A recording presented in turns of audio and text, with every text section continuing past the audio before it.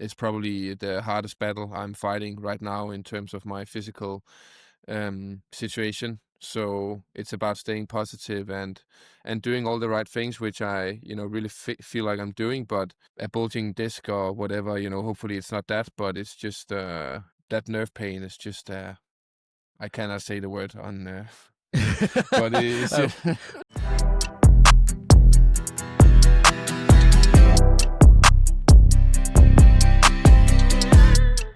Hey guys, CK here. Just wanted to give you guys a quick heads up before we jump into today's episode. We actually recorded this one a few weeks ago, and it was originally supposed to be the episode with Kestutis Navickas, the head coach for singles with Team France.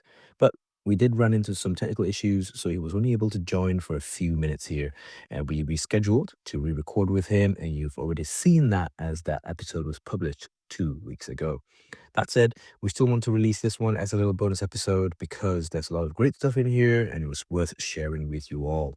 For example, like an update on Victor's recovery process and a few other interesting topics such as Victor meeting Steph Curry, the basketball player, as well as watching him train and then the two of them exchanging a few words together. So if this one feels a little bit chaotic, yeah, that's why. But it's a fun one, so enjoy, and I'll catch you all in the next episode, just like you're used to. Thank you all for the support you give us, and as always, leave us any comments you have, and we'll do our best to get back to you.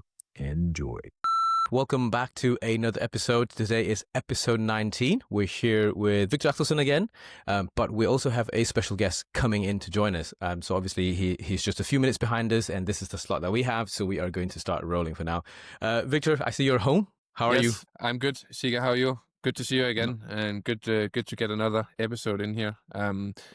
Yeah, it's been a few weeks since I played in Denmark and France, and since then I've been struggling quite a bit with quite bad nerve pain in my left glute, so that's obviously not so good. So I got an MRI yesterday and just waiting to hear back from the doctors about how the situation is. So let's cross our fingers and hopefully it won't be too bad.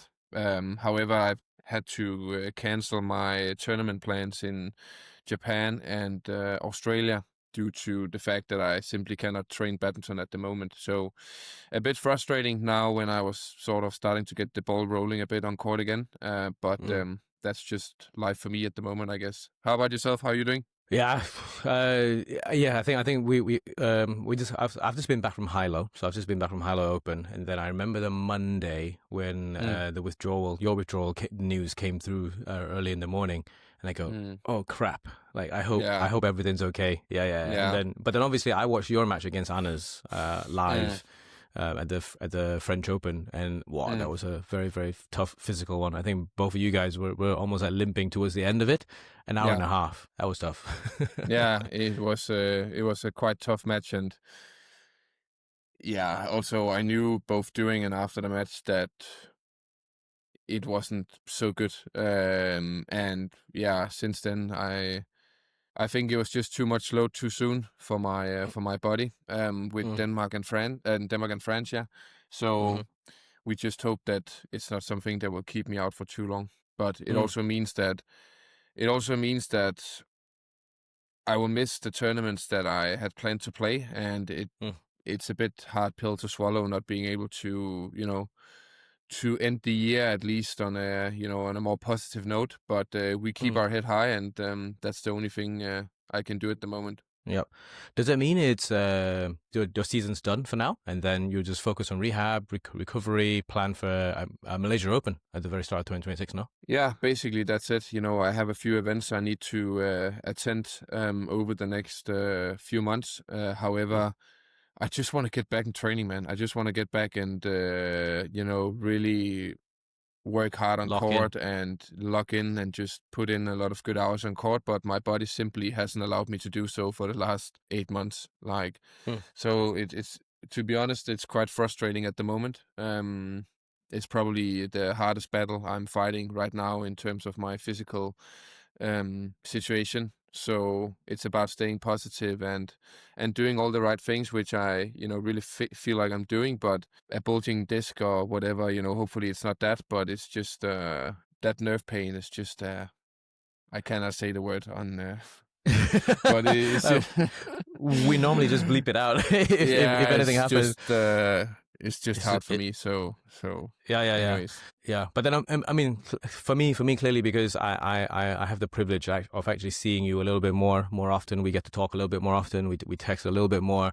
Yeah, I can feel that. And it's difficult seeing that you've just had 6 months recovery back, and then seeing how well you played at the Denmark Open and also the French Open. It will be competitive, and yeah, and so it's just tough sometimes when you have to take a back seat. Like, I mean, even at our amateur level, the main thing we always say is just don't get injured. Just don't get injured. yeah, You don't have to play 100% all the time, but just don't get injured, and that means you can enjoy the game. And at the moment, you can't enjoy the game. yeah.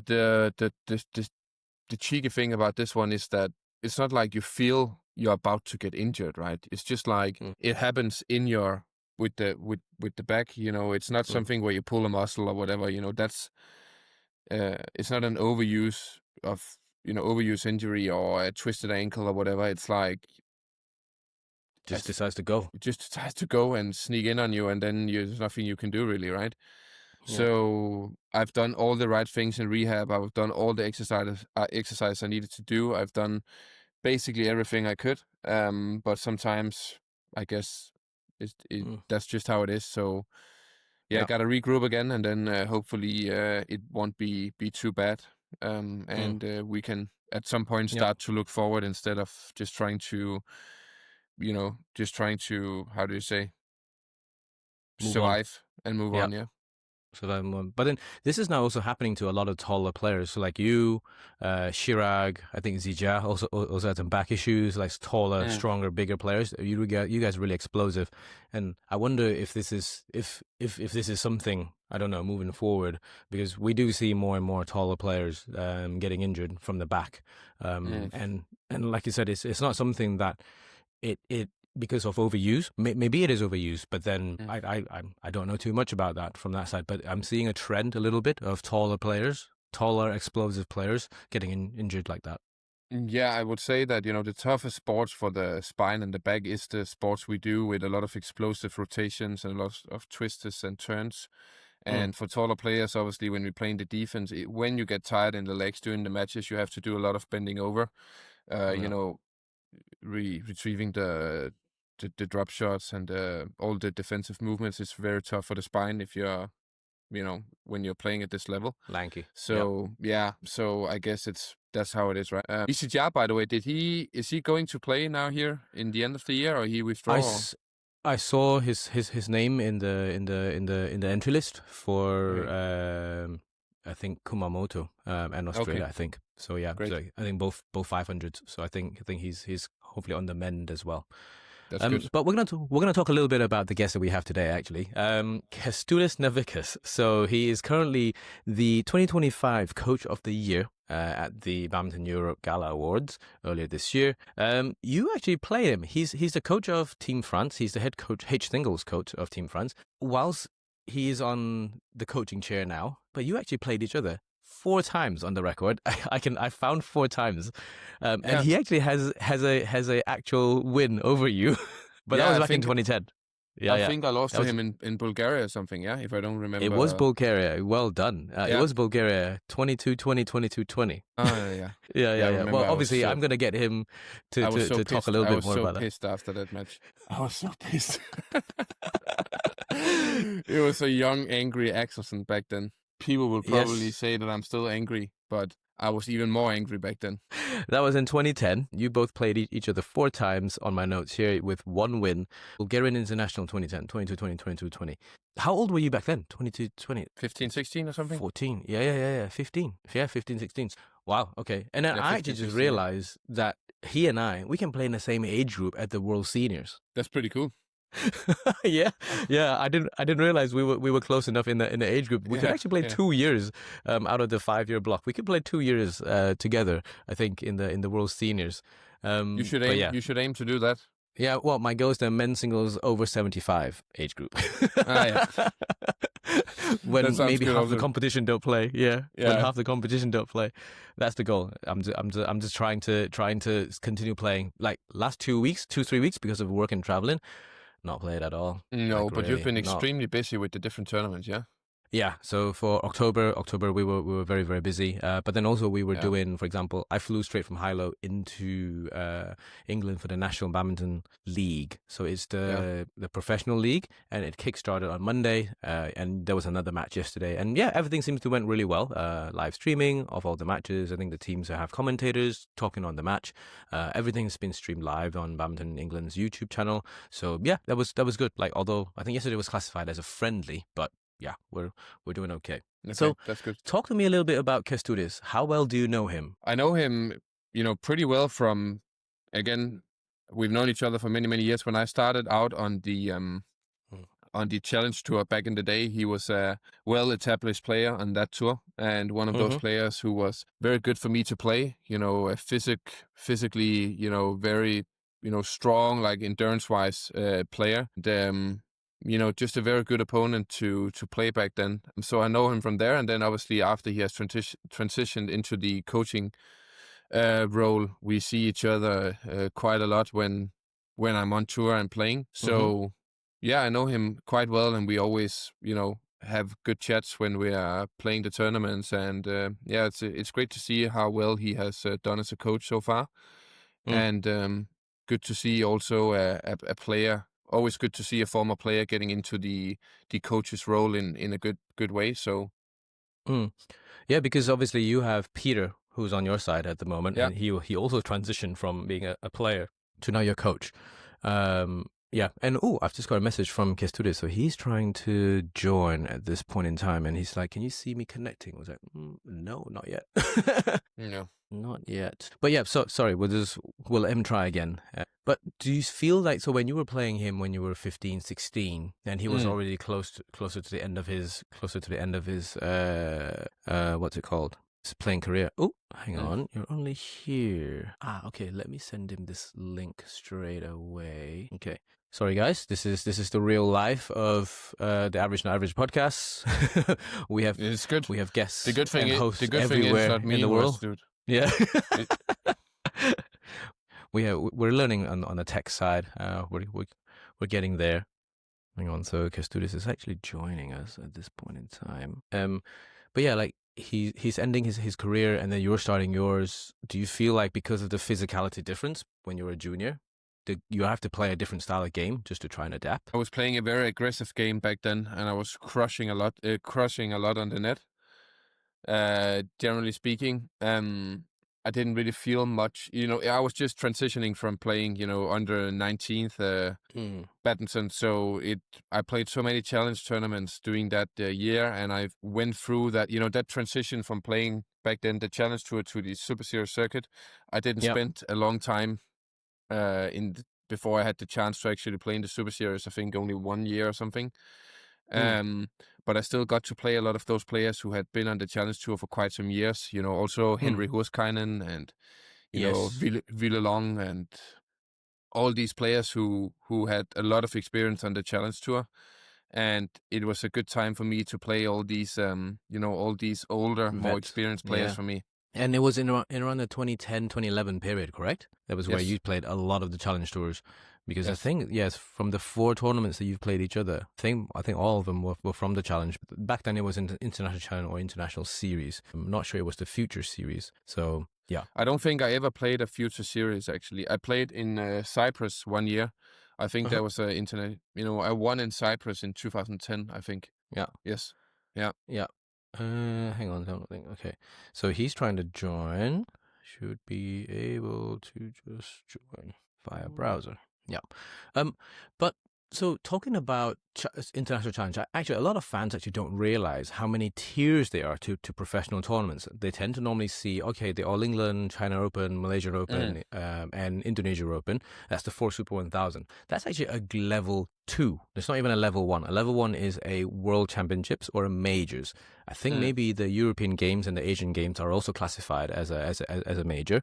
And then level 2 below on the professional World Tour tournaments, you then have your Super 1000, 750, 500, 300, 100. Then you have the international challenge. And it feels like it's like the 6th tier in terms of professional tournaments, but still you have players who are ranked 100. Like top 100 players playing in the international challenge, especially during an Olympic year. and that shows you how tough it is to actually compete at those tournaments. Yeah. So it's a big. Yeah, it's a big setup nowadays, and a lot of calculations that has to be done in terms of points, and now it's so competitive. Like back in the day, it was very competitive, but now a lot of the Asian countries, especially, are sending out a lot of players to the different tournaments, all of the lower tier tournaments. So to work your way up through the rankings is not easy.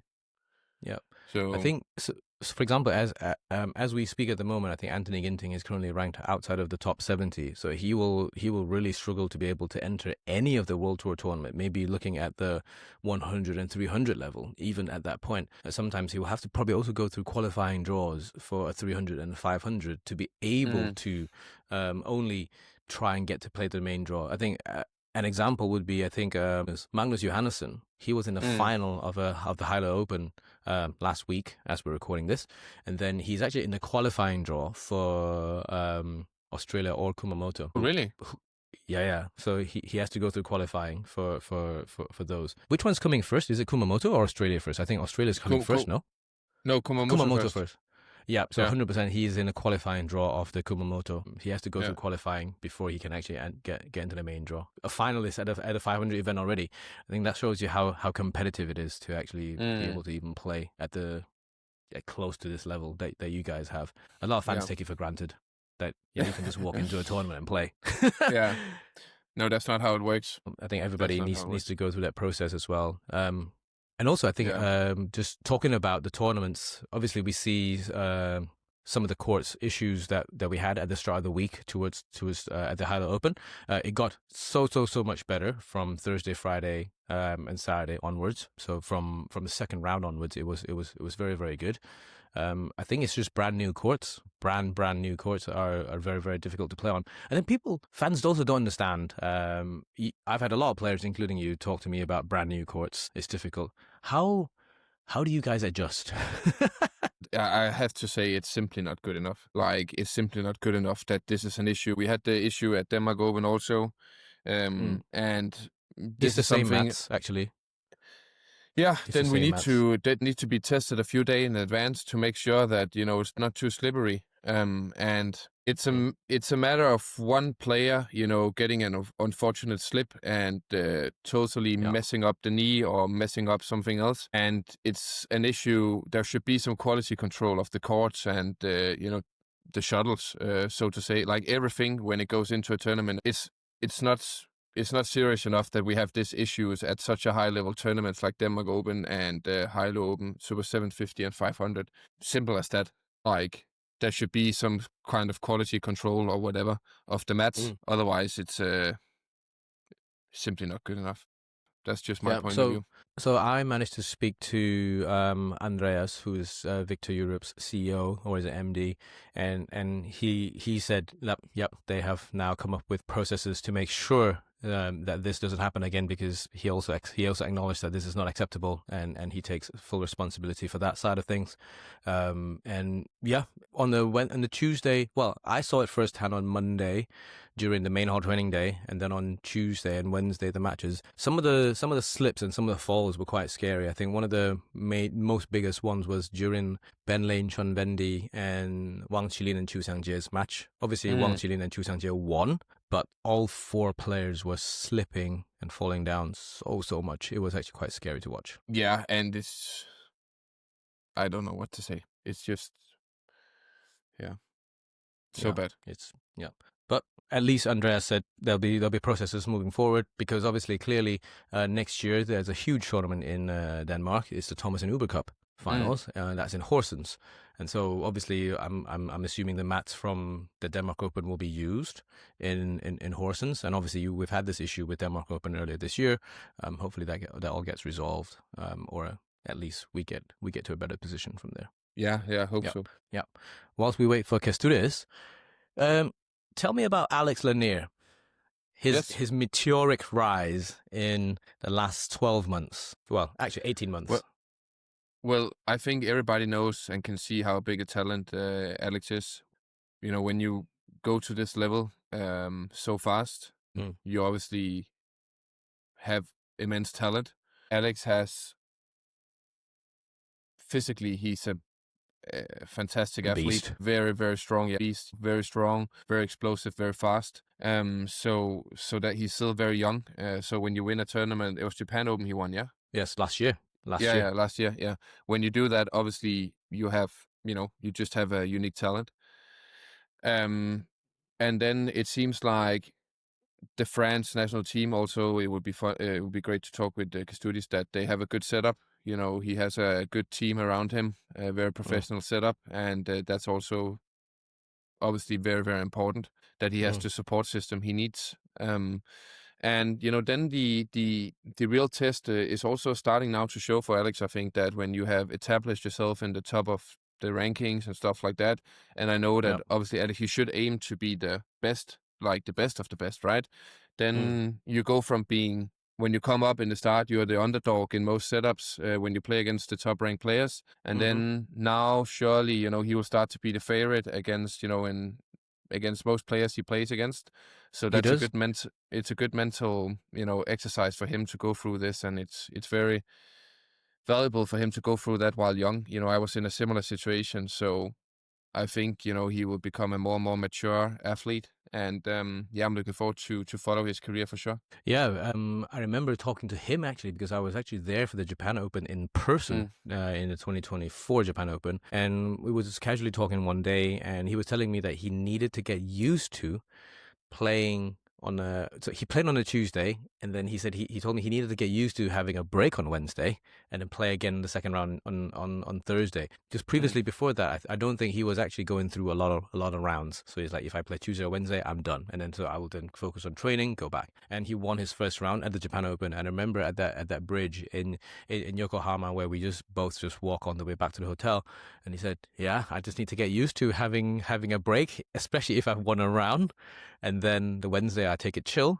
but also obviously training, and then go back to match mode on Thursday." And then turns out he went all the way to Sunday and he won it. So that's great. That was a big win. Yeah, great story. Very big win. Big win for sure. Yeah, but actually, Alex and Christo are now trading places very regularly at the moment on the world rankings. 7th and 8th, they both occupy. Yeah, Christo has done very well over the last year.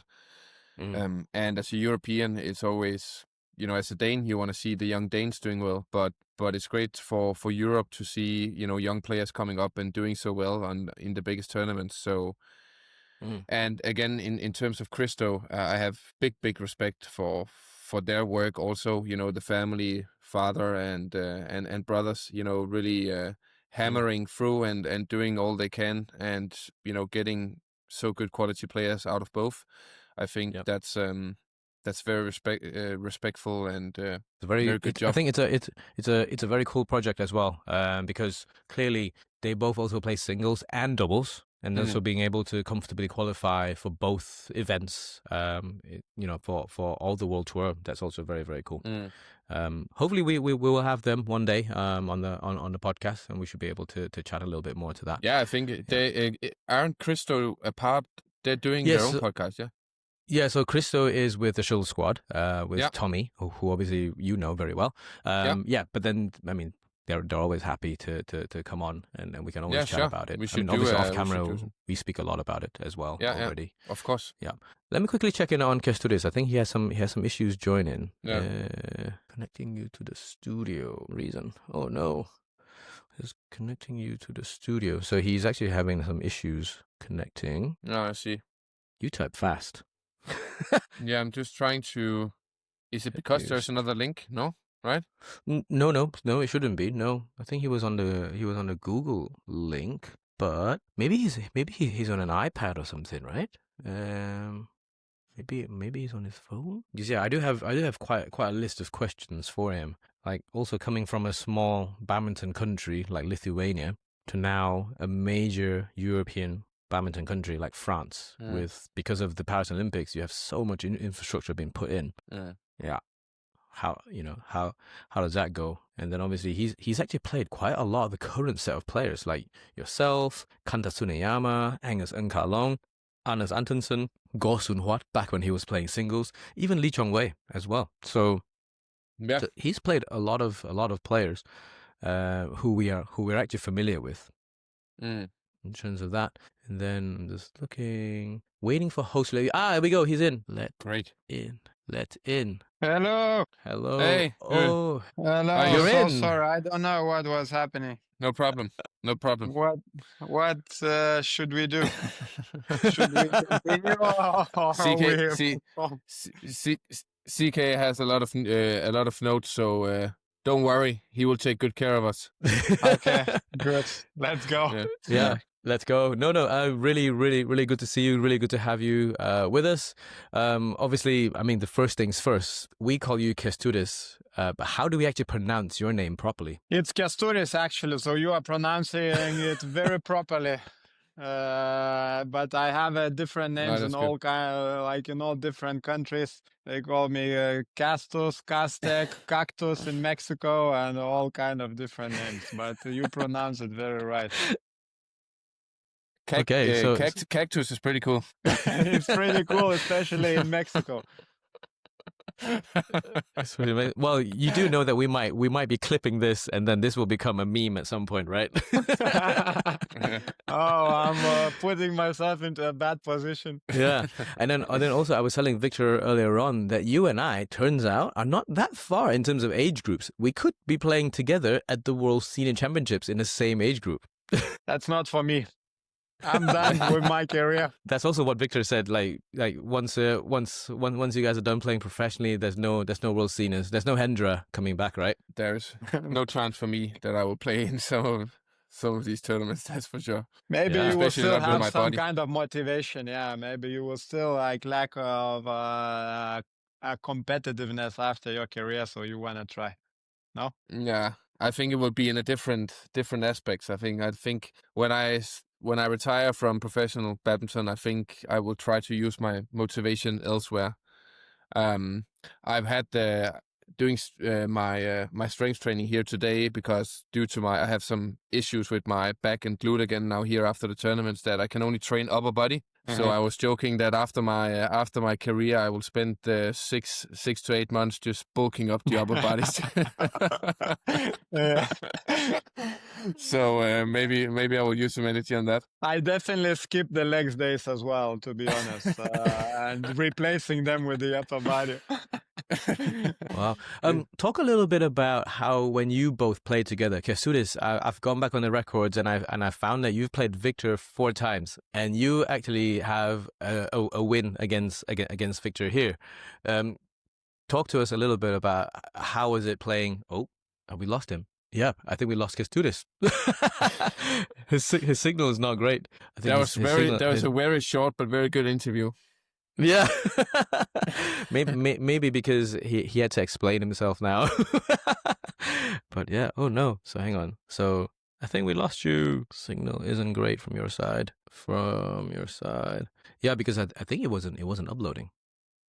The connection. But I think this has been quite a roller coaster episode here. Like we go in, we lose somebody, we come back out.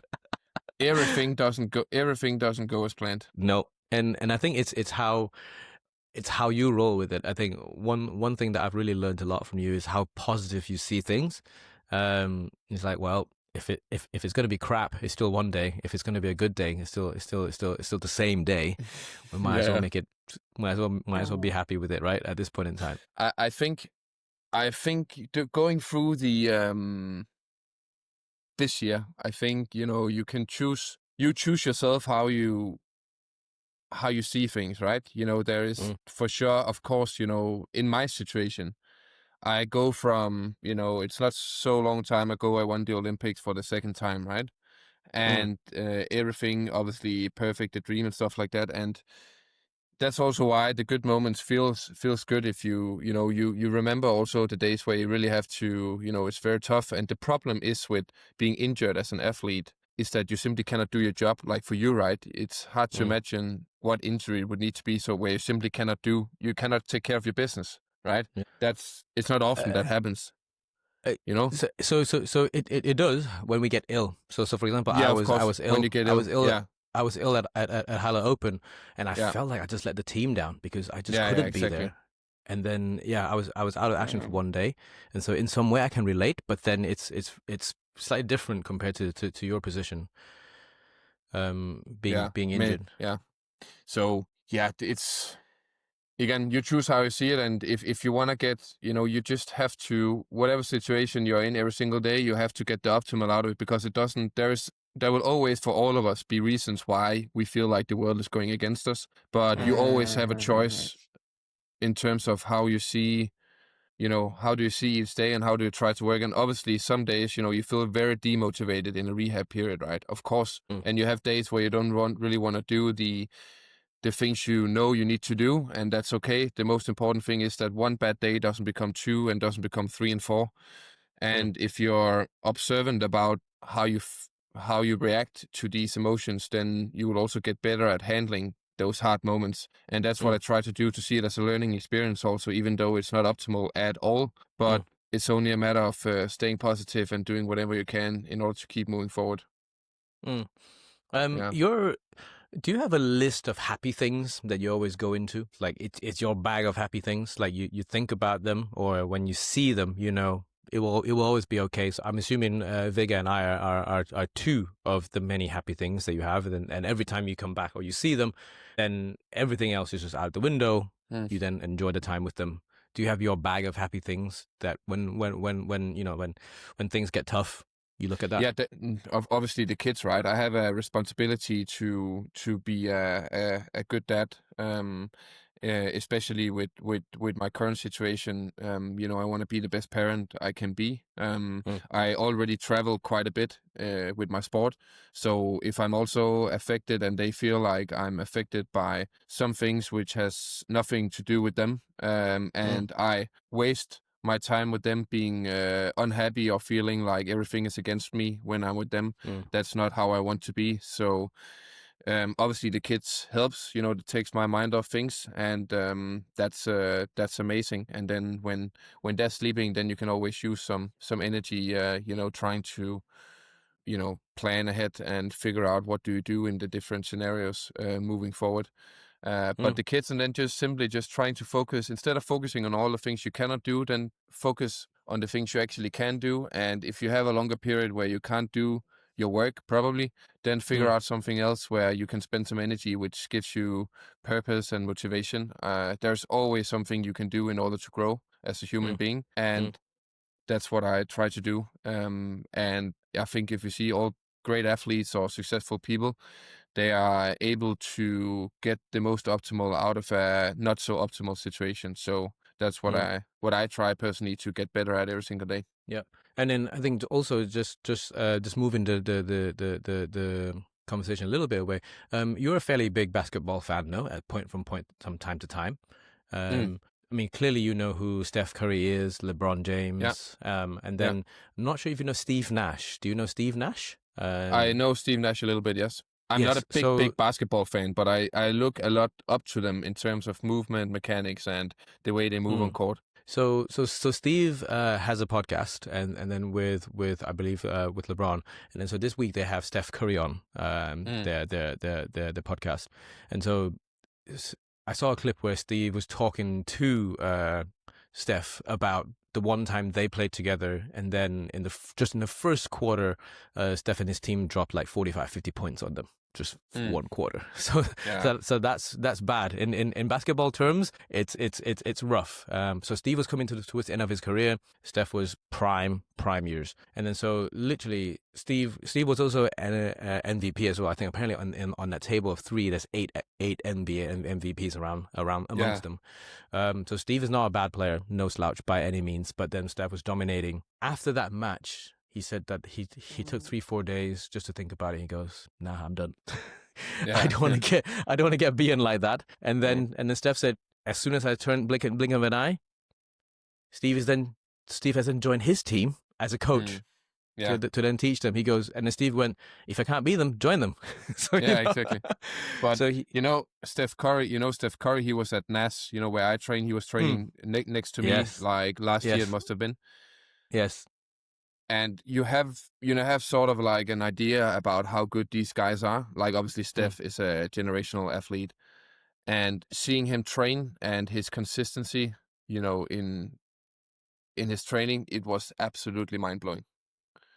So were you just watching? Like, how long was he there for? Was he there for a week? It was just one day. He was there, I think, for a short week, but I was just there. I was training. At the same time as him one of the days. Very inspiring to see. Obviously, he also thought that my training was very fun to watch. To them, it also seemed crazy, right? When we jump around on the courts, and when they know he tried to play a little bit with his coaches also, and they know how hard it is. Yeah. So it's. Do you now have his WhatsApp number to say, look, if you want a badminton game, come? Unfortunately not. But a very, very good guy, super friendly. I was over there shooting a little bit with him, and he gave me a few pointers and stuff, and just a top-notch guy. Like, it was a very fun experience to meet him and his team. So yeah. How many people was on his team? So obviously him, there's one guy. How many people was around him with his coaches, his SNC, physio, whatever? How many people was on court with him? Yeah, he had a good handful of people around him. He was definitely he had a good team. Okay, we have Kestutis back. Hello, welcome back. This connection, yeah, it's great interview so far. It was the best 1 minute we have ever had on the podcast. It was the best 1 minute we had. No, it's all good. It's all good. That's what happened. That's life in showbiz. Yeah. Yes, probably. Hang on. Yeah. Okay. You guys are more you're still ready with than us me, because that's for for my sure. on.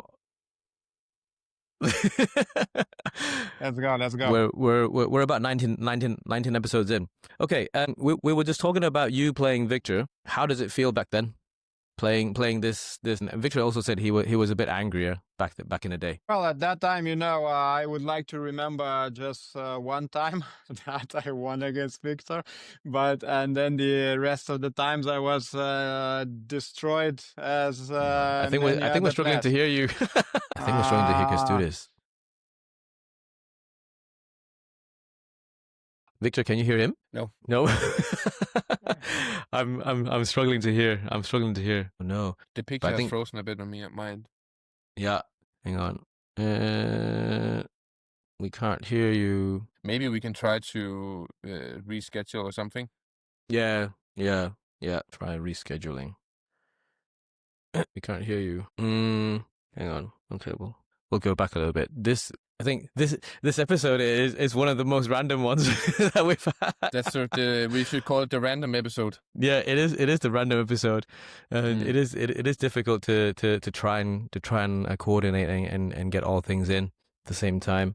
But okay, so let's go back to Seth Curry a little bit. So you said that he had quite a few people around him. Is it like 1 to 5, 1 to 10, 1 to 20? I think he had 4 people with him. Okay. Yeah. Wow. So, yeah. And someone was just feeding him in the ball. Someone was just telling him what to do. Yeah, basically there was he was training a lot of, with bands and stuff like that, and the guy chasing him around the court, making him shoot from different positions on the court and stuff like that.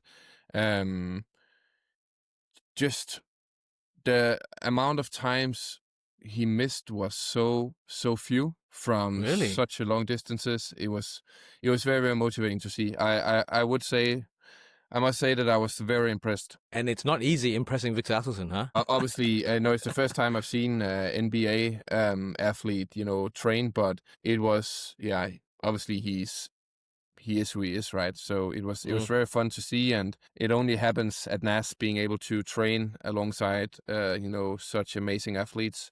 I really enjoyed watching him and meeting him. Once again, you're just also, when you see such a great athlete being so down to earth and so nice, and it just gives you motivation to also keep working hard and, staying humble. And, so it was an amazing experience for me. Yeah. And then what about at NAS? So obviously you see, what other sports at high level train there on a day-to-day basis? So obviously we have you there, badminton. Yeah, but it's usually from a day-to-day basis like I do. It's not many athletes. It's usually, either camps for athletics, football teams.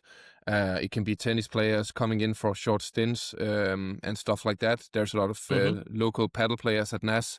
Paddle. Yeah, Padel is big here now. Have you tried Padel? I played on a few occasions, but I'm not a fan. Really? I Not love really. Padel. I think it's a fun game, but Yeah.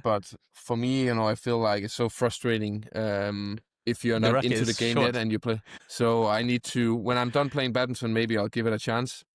Yeah. But a lot of amazing athletes coming in and out of NAS and being able to see them and play with, see them play their sports and train in the gym as well. It's to me, NAS is simply the best and most motivating sports complex in the world. There's no other way to say it. Mm-hmm. And then, so I want your thoughts on pickleball and paddle coming to badminton. So all around the world, I don't know if you noticed, there's a lot of players now going into pickleball. So for like in Asia, pickleball is booming. And when I say booming, it's absolutely crazy. I was told in KL at the start of the year, 40 courts will open up every year for pickleball. 4-0. It's crazy. It's crazy. Yeah. And then paddle obviously is sweeping Europe at this point in time. Spain is already so established. And there's already the professional league and stuff like that. And some of the pickleball tournaments in the US pays a lot. Like I'm not kidding. It's almost the same as like a World Tour badminton event. And so what's the thought of a double Olympic champion on two sports that has a threat to badminton at this point in time? I think that what I'm trying to look at is how the sport has developed. I think badminton could actually, in this sense, learn a lot from pickleball and paddle tennis about how they have managed to really grow the sport and have done some good initiatives, especially in the US. Now talking about pickleball, where they have a lot of celebrities owning teams. The league is picking up speed. The event seems great. UAE has done a lot for paddle here, really investing in the sport, making great events here. So I think they really do quite a good amount of good things in terms of the events. I still, as a badminton player, obviously, I still see badminton as the best racket sport. But I do think we can learn a lot from each other, to be honest. Pickleball, I tried at Yornik when I was with Yorniks in Japan. They had a court there. I played with Mamoda, actually. I played some pickleball with him. Yeah. Why is there no social media clips? Yes, I don't know. We were at at a place where you shouldn't really take too much video. So we played. It was actually quite fun. Paddle, I enjoy, but it's one of those things, if you don't have played and you learn how to, the tactical awareness about where to position yourself on the court, is a quite hard game to play. But I do believe that if I had a few months of practice, you can get a flair for it if you're a good badminton or tennis athlete. Yeah. So we'll see. Maybe CK, when I retire, we should join forces and play some paddle tennis. I absolutely love paddle. Not any good at it at this point in time. But then because I very quickly realized for badminton, you go to the shuttle. For paddle, you let the ball come to you, which is completely the opposite way to badminton. But yes, looking forward to playing. And maybe it's the only racket sport that I might have a chance against you at this point in time. Probably is. How about pickleball? Do you have many pickleball courts in the UK? A lot of centers are now converting their badminton courts into pickleball courts because they are very similar in sizes. And then the front service line is literally that kitchen is what they call the space that you cannot step into. It's called the kitchen. And then I don't know why it's called the kitchen, to be honest, but we like being in the kitchen. I don't know about you, but I like being in the kitchen. yeah, exactly. Yeah, it's where all the good food comes from. Yeah, you're right.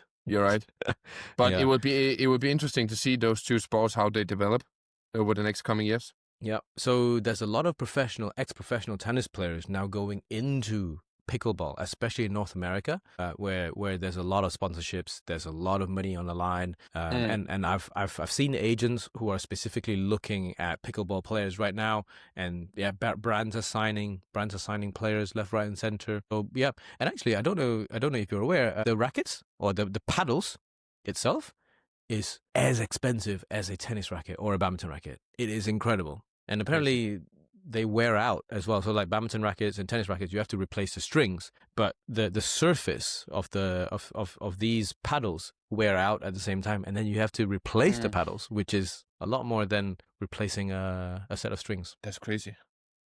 Yeah. So I think it's a big business for the brands themselves, but then I don't know if it will become a threat for badminton in the future. I think it's too early to say, like a threat. I think badminton has such a strong, in Asia especially, right? We'll see what happens. Yeah. One thing is for sure, that every sport should invest in the sport in order to keep it growing and keep developing and keep the competition away. So yeah. I tell you what, since this episode is quite random and we have about 10 minutes left, I wanted your opinions on two things, actually. So I managed to pick up, so you know our regular shuttles. You know our regular shuttle really, really well. Have you seen the new synthetic carbosonic shuttles by Viktor? Nope, I haven't. So this is the Pro model, and this is the previous generation. This is what they call the new Carbosonic Pro. Carbosonic Pro has been approved for the Asian Juniors under 17 and under 15 tournament. So it has already been put into professional play level. It's a synthetic shuttle. Synthetic shuttle. And you can actually see the stems are made from carbon fiber, I believe. Carbon fiber fragments. Okay. The feather is actually foam in itself. So it's foam. I haven't tested these yet before, but these are Carbosonic Pros. It's going to be exciting to see, because obviously that's the way it's going. But I know which brand I'm betting on. Yes, Yonex currently doesn't have any synthetic shuttles out yet, at least at this level. Let's see what happens. Yeah. And then what's it called? Pricing wise, this is very, very interesting. I think it's about half the price of an AS30 or AS40. Yeah. So it's it's so expensive now with shuttles. It's crazy. Mm-hmm. Like I remember just the time I've been when I was a younger, when I was a young player just starting out compared to now. Yeah. Obviously with inflation everything gets more expensive, but wow, I understand why people feel like it's expensive to play badminton. Yeah, and then so that's why they're switching over to pickleball. Like, I mean, I know players who have left badminton because they're like, well, it's not fun when it's so expensive, and so they're just switching over to a new sport, just testing it out at least for the last few months. Have you tried it? Pickleball, I haven't. Padel. Yeah. Okay, but also the sports. But have you tried with the synthetic shuttles as well? No, not these. So I got the pro ones at the Denmark Open, and then the non-pro version I just got last week at Hilo. So I will be testing these very, very soon. Okay. Initial performance from other people said they're not too bad at all. But if you consider if it's half price of, say, an AS30 or an AS40, then if the performance is fairly similar, then it should be okay, or at least something to be expected from. But yeah, we need more. It's great that the brand. They're great that the brand is investing. Are investing in this. It's good. Yeah, and so it is interesting. Like the cork is the normal cork material. I don't think anybody has come close to replicating the actual normal shuttle. So yeah, I'm looking forward to testing it and seeing how close it is. Normally, it's very difficult for us to explain a good shuttle to a bad shuttle, assuming everything else is the same. From my perspective, it's how the shuttle tumbles. You can have a shuttle that looks super stiff, like a normal one, super stiff on the feathers, but when you come blocking, like blocks, nets, lifting, if the shuttle doesn't tumble properly because of how they're made, the shuttle is quite crap. And so the main thing would be for these guys to see if they can actually do that well. Yeah, both that's the tumbles and also when you slice in your shots. Yep. And how fast the shuttle actually turns to go in the right direction. Yeah, I remember trying the first editions of these back in 2016 at the Dubai Super Series finals. We were playing in the warm-up courts. I was playing against Lee Chong-wei back then. Just some short sets. When he hit his smash, right, there was a big risk of getting blind if he hit a body smash, and those shuttles they were so fast. So I'm looking forward to see the the new editions coming out, and for sure it's just a matter of time before this will become the mainstream. I'm not at all in doubt of that. So it's the way it's going. Yeah, it is the way it's going.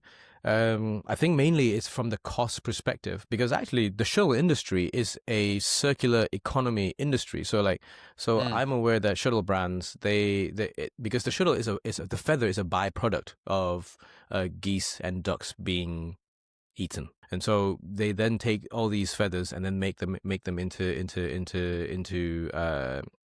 shuttlecocks.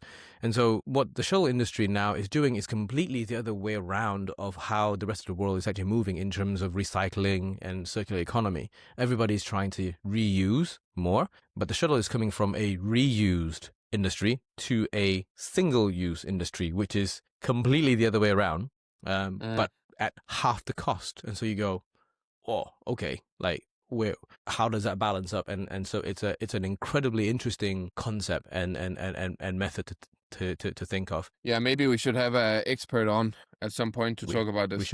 We should have an expert on.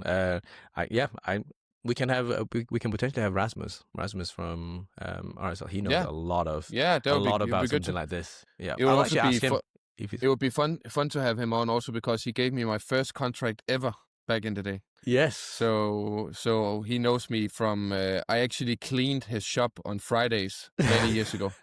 Really?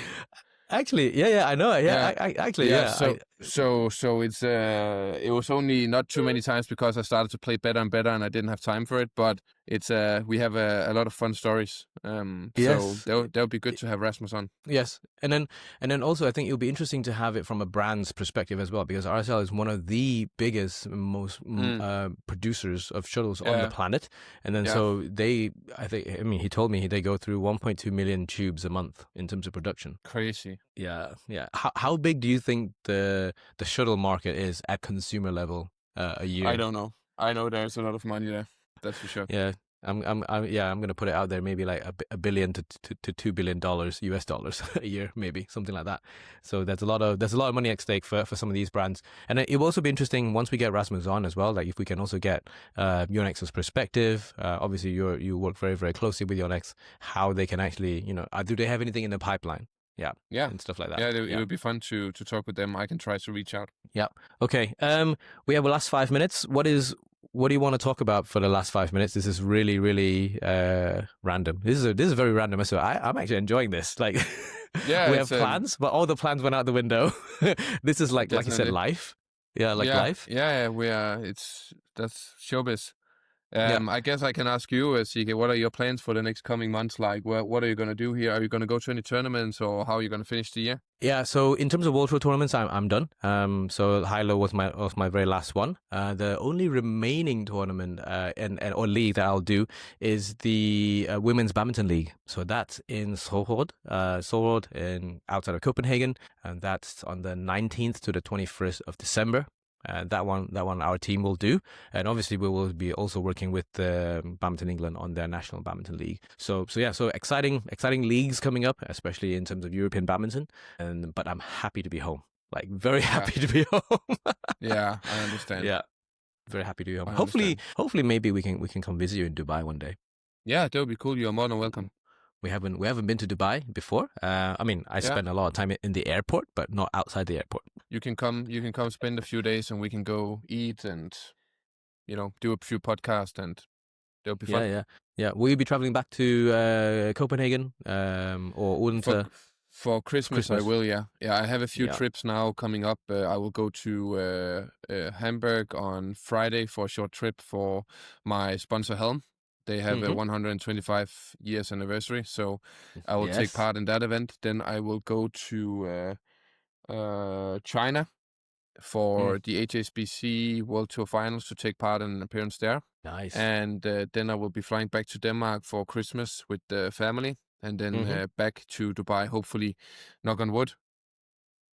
Within the next few weeks, I have a more clear picture on my injury. So that's how it is. Okay. Yeah. And talking about next year, I will play Malaysia Open as the first one, as you said, hopefully. Yep, Malaysia Open, and I remember we caught up in Malaysia Open. That's actually literally where we recorded our very first episode. Yes, it was episode 0. Episode 0. We recorded episode 0 there. Wow. It's been a year, huh? Yeah.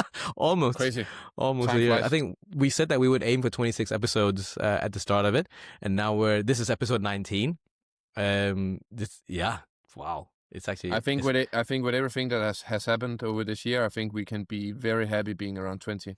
Yeah, 100%. I think looking back at it, I'm incredibly proud of how much we've put into this project, and then equally you're committing so much time to us, and also like the rest of the team that's actually working on making sure that this goes out. Yeah, for this sure. Goes out perfectly.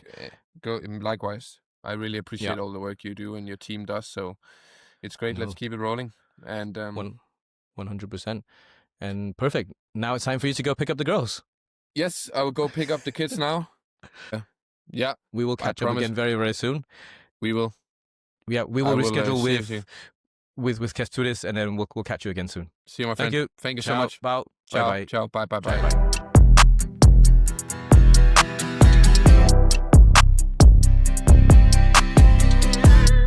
I was joking that after my career, I will spend 6 to 8 months just bulking up the upper bodies. I definitely skip the legs days as well, to be honest, and replacing them with the upper body. You and I, turns out, are not that far in terms of age groups. We could be playing together at the World Senior Championships in the same age group. That's not for me. I'm done with my career. That's also what Viktor said. There is no chance for me that I will play in some of these tournaments, that's for sure. And maybe you will still lack of competitiveness after your career, so you want to try. Yeah, I think it will be in a different aspects. I think I was joking that after my career, I will spend 6 to 8 months just bulking up the upper bodies. I definitely skip the legs days as well, to be honest, and replacing them with the upper body.